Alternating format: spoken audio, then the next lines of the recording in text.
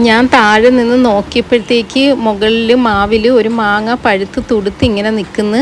അങ്ങനെ ഞാൻ പിള്ളേരുടെ അടുത്ത് പറഞ്ഞ് ആ മാങ്ങ ഇഞ്ഞ് പിച്ചാൻ ഭയങ്കര ടേസ്റ്റാണ് ഈ മാവിലെ മാങ്ങ. ഇതെന്ന് പറഞ്ഞാൽ ഈ ഇതിൽ കാണുന്ന കണക്കല്ല, വലിയ മാങ്ങയാണ്. ഒരു മാങ്ങ തന്നെ 1 കിലോ ഒക്കെ വെയിറ്റ് വരും. അതേ കണക്ക് തന്നെ പഴുത്ത് കഴിഞ്ഞാൽ നല്ല ടേസ്റ്റാണ്. നമ്മളിത് കോളച്ചിറ മാങ്ങയെന്ന് പറയും. ഞാൻ മുമ്പ് ഒരു വീഡിയോ ഇട്ടായിരുന്നാണ്ട് ഈ ഒരു മാങ്ങ, ഇതേ രീതിയിലുള്ള മാങ്ങ, ഒരു മാങ്ങ തിന്നുമ്പം തന്നെ നമുക്ക് മൊത്തം കഴിക്കേണ്ട, നമ്മളെ വയറങ്ങ് നിറയും. പിന്നെ അത്രയ്ക്ക് നല്ല മധുരമോ ടേസ്റ്റുമോ വലിയ മാങ്ങയുമോ. അങ്ങനെ ഞാൻ ബിച്ചുവിൻ്റെ പിള്ളേരുടെ അടുത്ത് പറഞ്ഞ് ബിച്ചുവാണ് പിച്ചാനായിട്ട് മാങ്ങ പിച്ചിയത്. രണ്ടുപേരും കൂടാണ് മുകളിൽ കയറിയത്.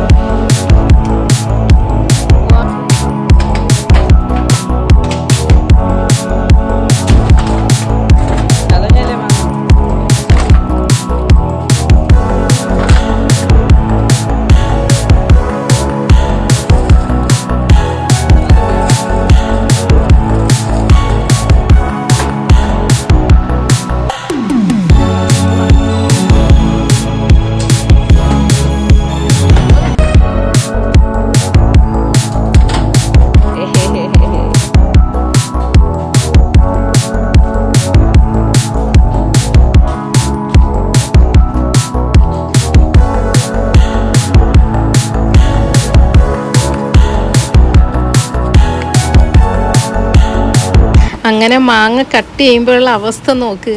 മാങ്ങയുടെ അവസ്ഥ അകത്ത് ഇതാണ്. ഇങ്ങനെയാണ് കാണുന്നത്. മൊത്തം പുഴു കയറി, മൊത്തം പുഴുവാണ്.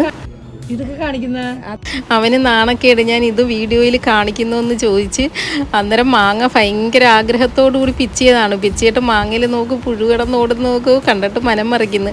സത്യം പറഞ്ഞാൽ ഈ മാങ്ങയെന്ന് പറഞ്ഞാൽ എന്തൊരു ടേസ്റ്റുള്ള മാങ്ങയെന്ന് പറയാം. ഇപ്പോഴും ഈ പഴുത്ത് കഴിഞ്ഞ് ഇങ്ങനെ ഒരുപാട് കേടാവുന്നുണ്ട്. സത്യം പറയുന്നത് ഇതേ കണക്കാണ് ഈ മാങ്ങ. ഈ മാങ്ങ നല്ല നല്ല മധുരവും നല്ല ടേസ്റ്റും ഉള്ള ഒരു മാങ്ങയാണ്. പക്ഷെ ഇപ്പോൾ ഒരുപാട് ഇങ്ങനെ ഇതുവരെ മുകളിൽ നിൽക്കുന്നതുകൊണ്ട് ഞങ്ങൾ പറിച്ചിട്ടില്ല. മൊത്തം ഇങ്ങനെ പുഴുവായിട്ട് ഇങ്ങനെ അടന്ന് വീണുകൊണ്ടിരിക്കുക.